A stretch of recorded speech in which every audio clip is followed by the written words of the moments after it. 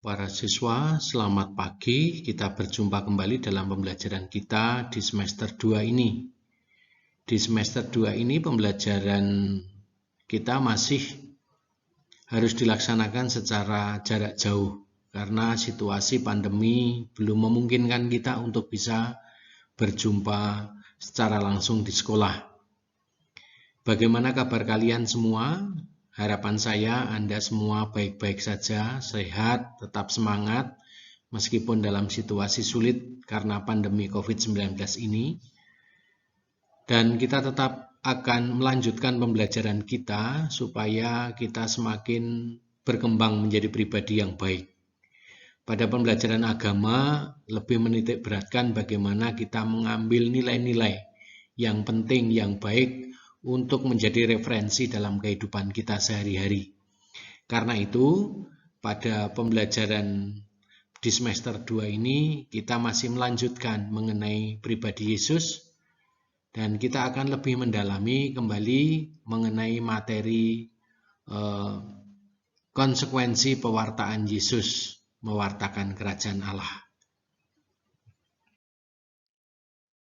Nah, konsekuensi pewartaan Yesus mewartakan kerajaan Allah, itu ada 3 hal yang akan kita dalami bersama. Bahwa seluruh kehidupan Yesus merupakan pewartaan kerajaan Allah.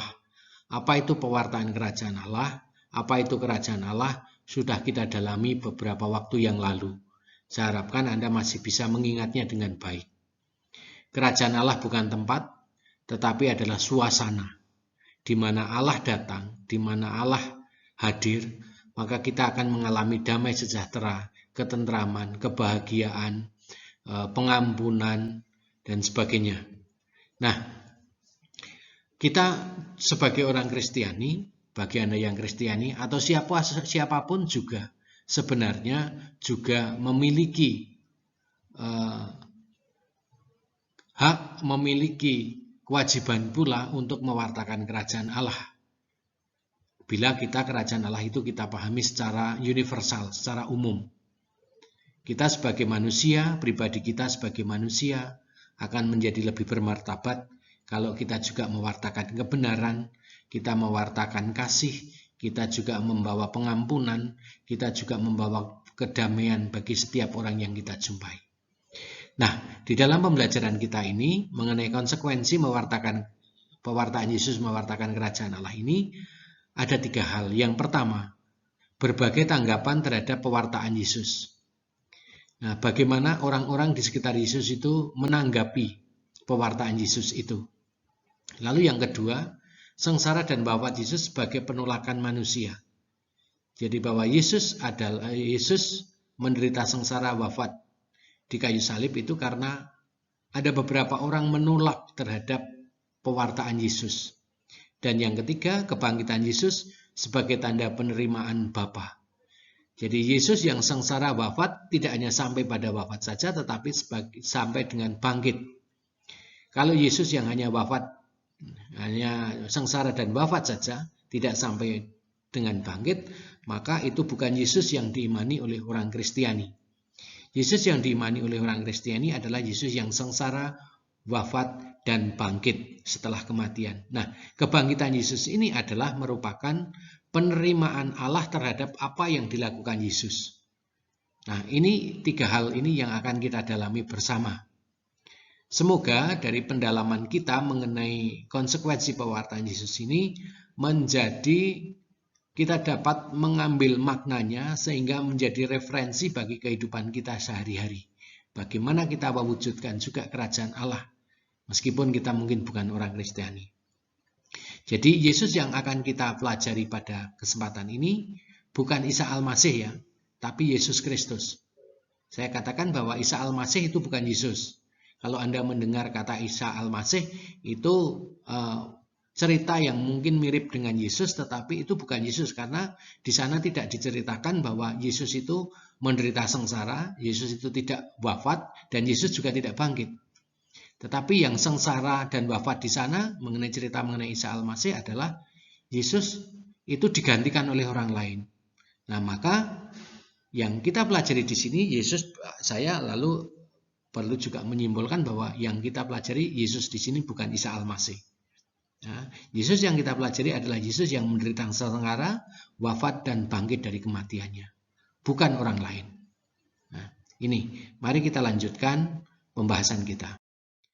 Nah, kita akan bersama-sama pada bagian pertama berbagai tanggapan terhadap pewartaan Yesus. Nah, kompetensi dasarnya adalah untuk sikap spiritual. Kita setelah mempelajari ini, kita bisa bersyukur pada Allah sebagai wujud penghayatan akan makna sengsara, wafat, dan kebangkitan Yesus. Kita bisa bersyukur. Lalu, sikap sosial kita peduli dengan sesama untuk mewujudkan makna sengsara, wafat, dan kebangkitan Yesus Kristus sebagai puncak pewartaannya. Bagaimana kita peduli terhadap sesama sebagai ungkapan syukur kita atas sengsara, wafat, dan kebangkitan Yesus itu. Kemudian dari aspek pengetahuan, diharapkan Anda setelah akhir pembelajaran memahami makna peristiwa sengsara, wafat, dan kebangkitan Yesus Kristus sebagai puncak pewartaannya. Dan untuk yang keterampilan, melakukan aktivitas yang berkaitan dengan makna peristiwa sengsara, wafat, dan kebangkitan Yesus Kristus sebagai puncak pewartaannya. Apa aktivitasnya? Bisa juga membuat refleksi, menyusun doa, puisi, atau ibadah, dan sebagainya sesuai dengan nanti penugasan yang saya sampaikan. Secara khusus, dalam pembelajaran ini Anda diharapkan mampu menceritakan persiapan Yesus sebelum melaksanakan tugas mewartakan kerajaan Allah. Berdasarkan salah satu Injil, ya, Lukas. Kita bisa melihat di sana dari Lukas 2 ayat 41 sampai dengan 52, atau Matius 3 ayat 13 sampai dengan 17, dan Matius 4 ayat 1 sampai dengan 11. Kemudian menyebutkan kelompok atau orang yang menerima pewartaan Yesus. Siapakah orang-orang yang menerima pewartaan Yesus? Ya. Kemudian tentu juga ada yang menerima, pasti ada yang menolak. Anda dapat menyebutkan orang atau kelompok yang menolak pewartaan Yesus. Itu siapa mereka? Dan yang keempat, menyebutkan sikap tanggapan Yesus terhadap reaksi orang-orang yang menolaknya. Bagaimana sikap Yesus, tanggapan Yesus terhadap reaksi orang yang menolaknya itu seperti apa? Yang kelima, menyebutkan sikap dan tanggapan terhadap pewartaan Yesus. Nah, ini setelah akhir pembelajaran saya harapkan mampu memiliki pemahaman hal ini. Nah, para siswa, sebenarnya saya mau memutarkan video, tetapi video yang saya dapatkan itu panjang, sekitar 2 jam. Maka 2 jam berarti 120 menit. Maka tidak mungkin untuk saya sampaikan di sini. Nah, Anda nanti selain saya berikan teks kitab sucinya, Anda bisa juga memperdalam sendiri. Coba Anda bisa buka YouTube dengan alamat ini. Anda akan menemukan secara lebih detail, lebih lengkap mengenai apa yang dilakukan Yesus. Lalu tanggapan orang-orang yang di sekitar Yesus terhadap pewartaan Yesus itu seperti apa tanggapan. Mereka yang menerima, mereka yang menolak, dan sebagainya. Lalu bagaimana tanggapan Yesus terhadap penolakan orang-orang di sekitarnya terhadap apa yang diwartakan Yesus.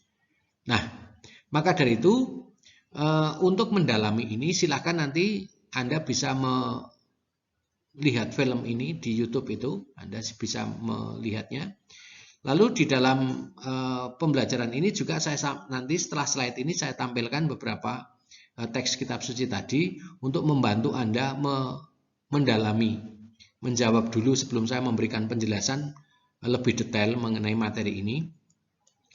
Saya harapkan Anda nanti bisa menuliskan di dalam tugas pada akhir tugas nanti ya, pada akhir pembelajaran ini, silakan Anda tuliskan persiapan apa yang dilakukan Yesus sebelum ia melaksanakan tugas mewartakan kerajaan Allah. Itu yang pertama. Yang kedua, buatlah daftar perbuatan baik yang dilakukan Yesus dalam mewartakan kerajaan Allah. Dan yang ketiga, bagaimana sikap orang-orang di sekitar Yesus terhadap sikap dan tindakan Yesus dalam mewartakan kerajaan Allah. Jelaskan.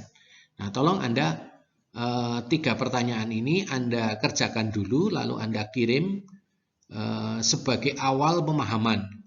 Nah, tugas ini tidak akan saya nilai, tetapi keseriusan Anda itu mencerminkan Anda semangat belajar. Jadi, ini sebagai awal untuk mendalami materi ini. Sebelum saya menjelaskan Anda secara lebih rinci. Maka saya harapkan Anda serius untuk menyelesaikan ini. Jangan hanya sekedar mengerjakan, apalagi nggak usah dikerjakan, wong tidak ada nilainya. Jadi dalam kehidupan sehari-hari nanti, hidup kita itu tidak selalu harus ada imbalan, tetapi tetap harus kita lakukan. Nah, kita belajar memahami ini, ya. Artinya pertanyaan-pertanyaan ini saya maksudkan supaya nanti kalau saya menjelaskan lebih rinci, lebih detail, Anda menjadi lebih jelas. Lukas 2 ayat 41 sampai dengan 52. Tiap-tiap tahun orang tua Yesus pergi ke Yerusalem pada hari raya Paskah.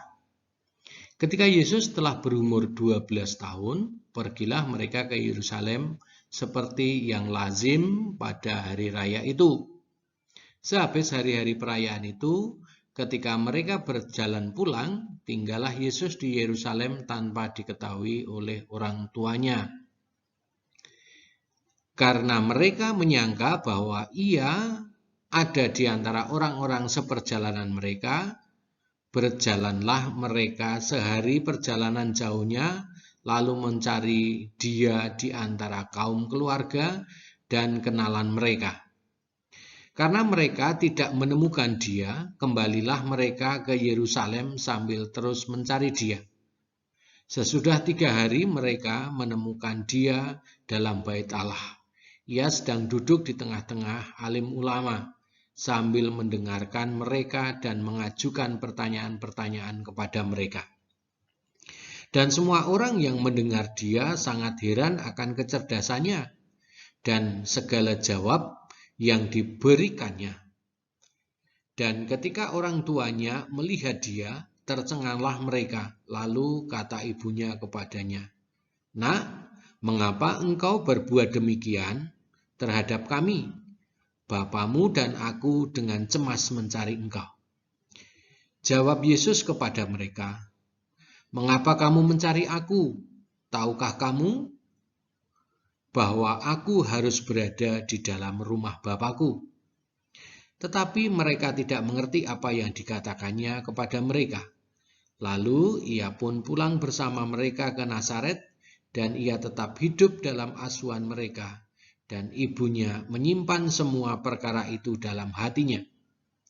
Dan Yesus makin bertambah besar dan bertambah hikmatnya, dan besarnya semakin dan makin dikasihi oleh Allah dan manusia. Matius 3 ayat 13 sampai dengan 17. Maka datanglah Yesus ke Galilea, ke Yordan, kepada Yohanes untuk dibaptis olehnya. Tetapi Yohanes mencegah dia, katanya, "Akulah yang perlu dibaptis olehmu, dan engkau yang datang kepadaku." Lalu Yesus menjawab, katanya kepadanya, "Biarlah hal itu terjadi, karena demikianlah sepatutnya kita menggenapkan seluruh kehendak Allah." Dan Yohanes pun menurutinya. Sesudah dibaptis, Yesus segera keluar dari air, dan pada waktu itu juga bangkit, juga di langit terbuka, dan ia melihat Roh Allah seperti burung merpati turun ke atasnya. Lalu terdengarlah suara dari surga yang mengatakan, "Inilah anakku yang kukasihi, kepadanyalah aku berkenan." Matius 4 ayat 1 sampai dengan 11. Maka Yesus dibawa oleh Roh ke padang gurun untuk dicobai iblis. Dan setelah berpuasa 40 hari dan 40 malam, akhirnya laparlah Yesus. Lalu datanglah si pencoba itu dan berkata kepadanya, "Jika engkau anak Allah, perintahkanlah supaya batu-batu ini menjadi roti." Tetapi Yesus menjawab, "Ada tertulis, manusia hidup bukan dari roti saja, tapi dari setiap firman yang keluar dari mulut Allah. Kemudian iblis membawanya ke kota suci dan menempatkan dia di bubungan bait Allah. Lalu berkata kepadanya, "Jika engkau anak Allah, jatuhkanlah dirimu ke tanah, ke bawah, sebab ada tertulis mengenai engkau, ia akan memerintahkan malaikat-malaikatnya dan mereka akan menatang engkau di atas tangannya, supaya kakimu jangan terantuk pada batu." Yesus berkata kepadanya, "Ada tertulis, janganlah engkau mencobai aku, Allahmu." Dan iblis membawanya pula ke atas gunung dan yang sangat tinggi dan memperlihatkan kepadanya semua kerajaan dunia dengan megahnya. Dan berkata kepadanya, "Semuanya itu akan kuberikan kepadamu jika engkau sujud menyembah aku." Maka berkatalah Yesus kepadanya, "Enyahlah iblis, sebab ada tertulis engkau harus menyembah Allahmu dan hanya kepada Dia sajalah engkau berbakti." Lalu iblis meninggalkan dia dan lihatlah, malaikat-malaikat datang melayani Yesus. Para siswa, itu teks kitab suci yang perlu Anda dalami dulu, Anda baca dulu. Saya belum memberikan penjelasan yang lebih mendetail mengenai konsekuensi pewartaan Yesus. Maka silakan Anda tulis dalam bukumu, kemudian Anda bisa kirimkan melalui Google Classroom, supaya saya juga bisa melihat sejauh mana pemahaman Anda sebagai materi bagi saya nanti akan menjelaskan mengenai materi ini, pembahasan mengenai materi ini. Saya sarankan Anda tidak hanya membaca teks kitab suci tadi, tetapi juga melihat film yang sudah saya tampilkan linknya tadi untuk memberikan pemahaman yang lebih baik. Demikian pembelajaran kita pada hari ini. Selamat pagi, selamat beraktivitas.